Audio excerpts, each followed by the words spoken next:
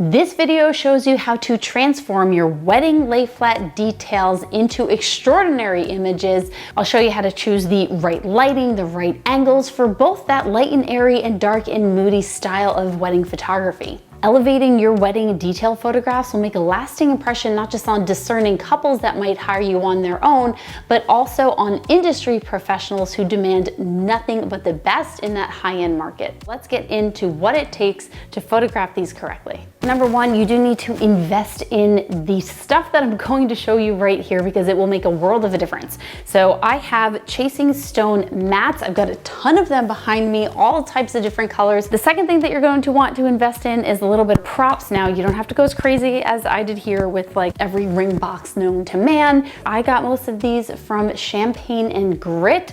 You are getting 20% off with this code if you want to start elevating your prop kits. We are taking the invitation suite, and I have these invitation suites from Pink Champagne Designs. Thank you so much for giving me something to play with. I kind of like how this is complementing. So let's start off with this one. I do like having things like the veil involved, so we will pull that in. And sometimes shoes, I think these shoes match, so we'll go with that. A lot of this is just thinking about your colors and what matches, what looks good. Maybe a complementary color to this. Yeah, so I would probably either go with like this pink or blue.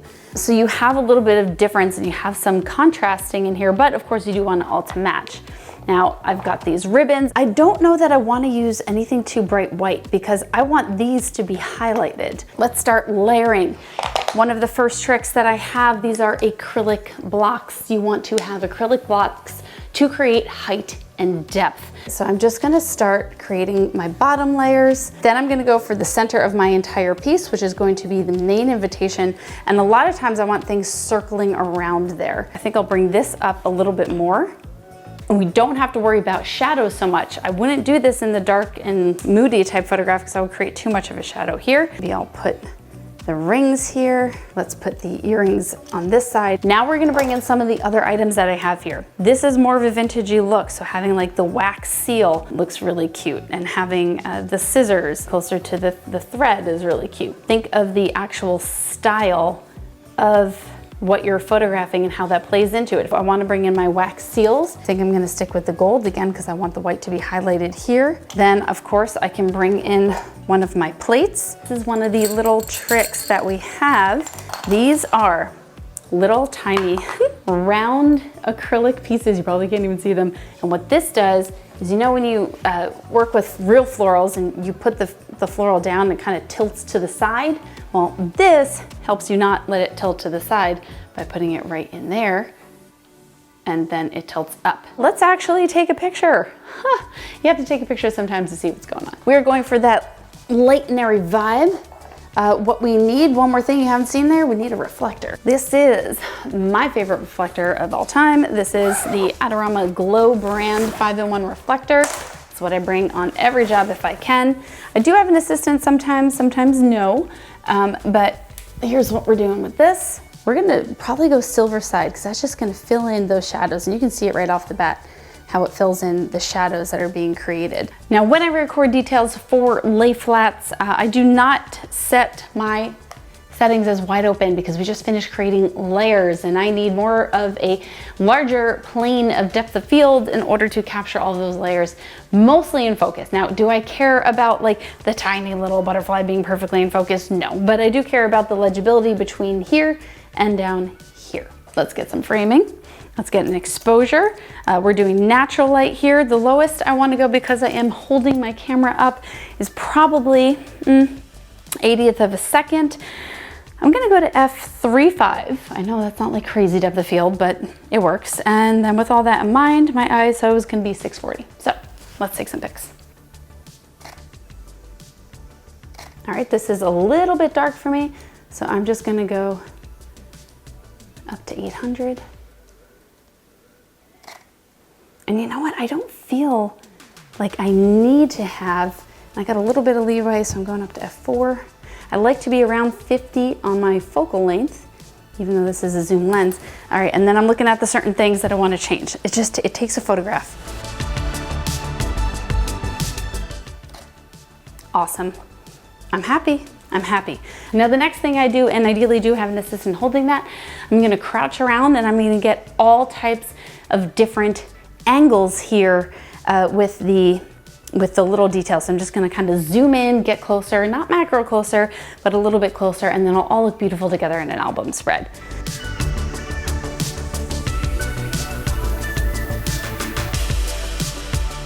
All right, next up, now we're gonna do something that has a little bit more of that elegant feel, and we're going to change up the lighting. I will light this in a soft way first, but then I'm going to change and I'm gonna light it in a more dramatic way using my flash and a grid. This is going to completely change the mood. Instead of hiding the shadows, we're actually going to be creating shadows. But let's create our lay flat first.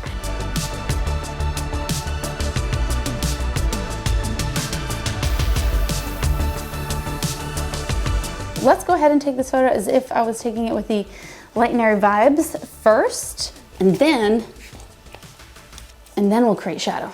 Nothing's really changed here, so I'm gonna start with my settings pretty much how I had them. 3.5, 800, I think I ended up going to 4. Let's just see what this looks like and see what I would like to tweak. I see lots of problems. All right, let's take that photo. Lots of problems here. I spread out my design too much and it's definitely top right heavy.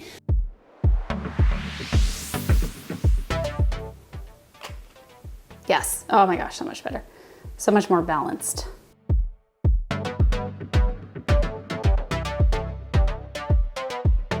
So let's go ahead and create more of the dark and moody vibe. We're gonna change our settings to black out the image mostly, it doesn't have to be totally, which just means I'm going to the same settings, but I'm going down to ISO 100. So it's not totally blacked out. I could jump up my shutter speed to my camera's sync speed, which is 250th of a second, and that gets a little bit closer, just so I know that what's affecting the image is my flash versus like the lights around here. I want it to be like a pin kind of going through and really just highlighting that invitation. So what we're gonna do is we're gonna plop on barn doors. And the barn doors let us create some really cool light, because I want it to be like a sliver almost. So I want that to be like, maybe like right there. All right, let's see. It's exciting. That's what I wanted. Oh, this is nice.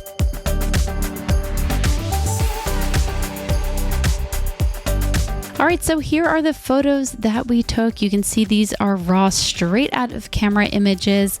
And surprise, some of them are upside down. This happens very, very frequently when it comes to lay flats. And I also accidentally shot all of these in JPEG. Yay! Let me go ahead and just pull some favorites so I can show you how I edit these. Even though they're shot in JPEG, that really doesn't make too much difference for what I'm going to show you is important when you are editing these photos. So let me break these down, select some favorites, and show you what we did. All right, so here are all of my favorite photos that I have. I did do the full setup with both lighting patterns, more of that light and airy or bright and vibrant, and then going for a more moody vibe with the off-camera flash. I also pulled in some of the little details here, whether the shoes or the ring, close-up of the invitation. And I'm just gonna pull all of these into Lightroom and show you how I edit these very quickly. It's not a ton of editing. Obviously, it's just making sure that everything is balanced and then also very crisp and true to style. Okay, so first up is just putting your overall style on this, especially with details. I have the worst time. Like, I could do any one of these bazillion styles that I have here. Wedding shoes is definitely one of my favorites. These are from my preset packs. So I'm gonna put the overall style here first. Oh, over the joy. This one looks nice and over the joy. Obviously, you want to keep, on brand with whatever it is that your style is.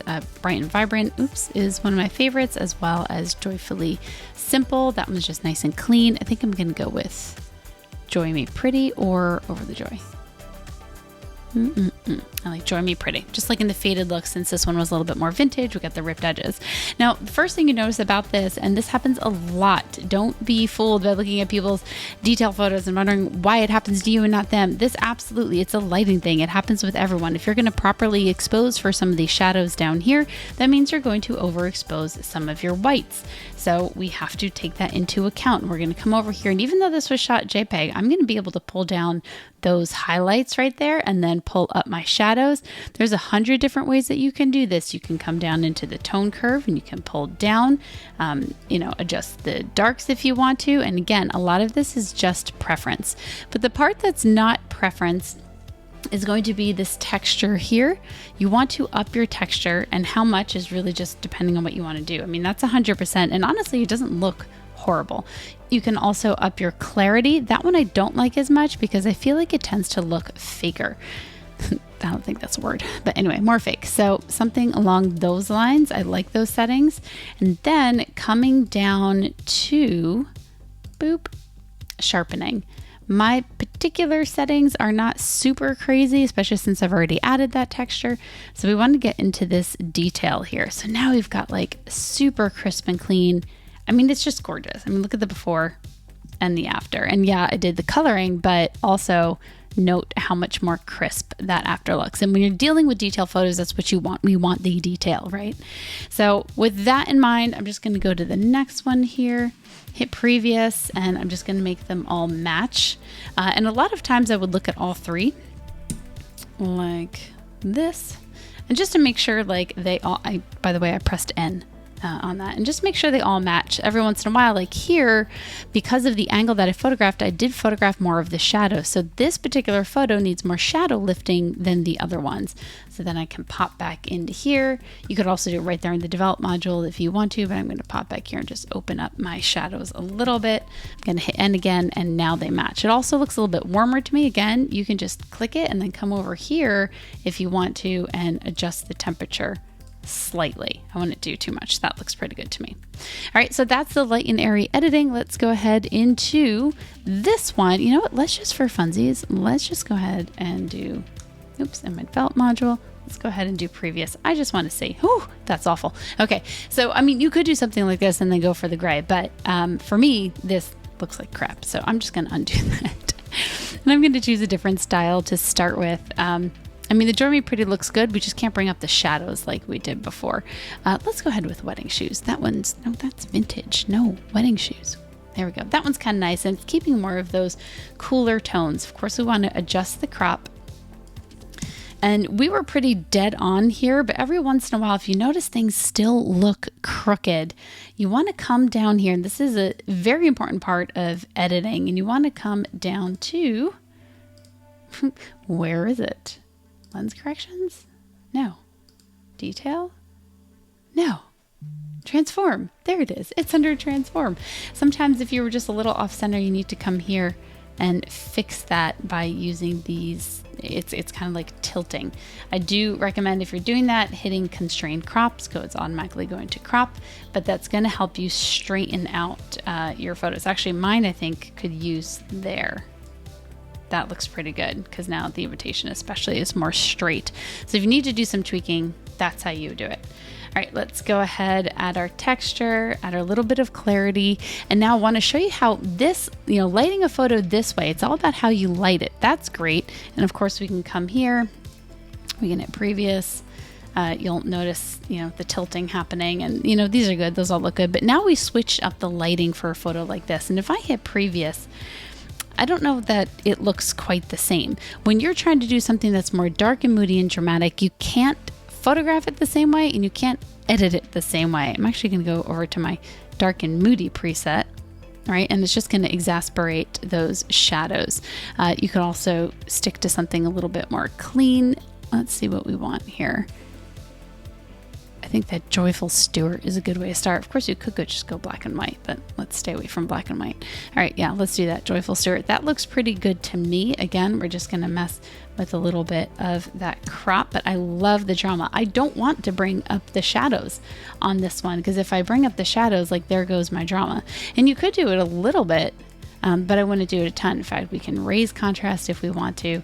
And to me, like, that's fun, right? And I'm gonna do the same thing with this photo here. Awesome. This looks a little bit too blue. I feel like that needs some warmth. Maybe there. Here we go. Those are all of the detail photos that we did. That's how I edit them. Definitely hit like, subscribe, ring the bell, all the things that you do here on YouTube. Oh, and if you are interested, I'm probably gonna edit a longer video of this on my Photo Insiders. What's Photo Insiders? Take a look at this.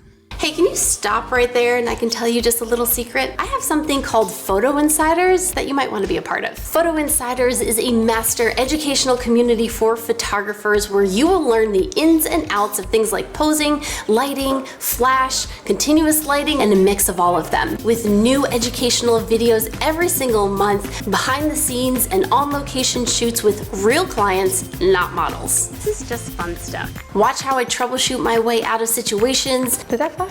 See my camera settings and see my images raw as they come out of the camera. Exclusive content that you will not see anywhere else. High-speed sync allows you to raise... You could watch a million YouTube videos and still not get your questions answered. But within the community of Photo Insiders, you'll be able to ask your questions that I will answer in live group coaching calls. Never feel lost or frustrated behind the camera again, but instead confidently create the photos that you envision every single time. Inside the community, you can also talk shop and collaborate with other photographers, so you can not only elevate your craft together, but boost your marketing and overall business too. You'll have access to all of my bonus materials, things like contracts and my email templates that are sure to put money in the bank. I wish I had something like this 20 years ago when I first started learning photography. Join my exclusive community at Photo Insiders and learn alongside a group of creatives that are going to help you elevate your craft. See you there.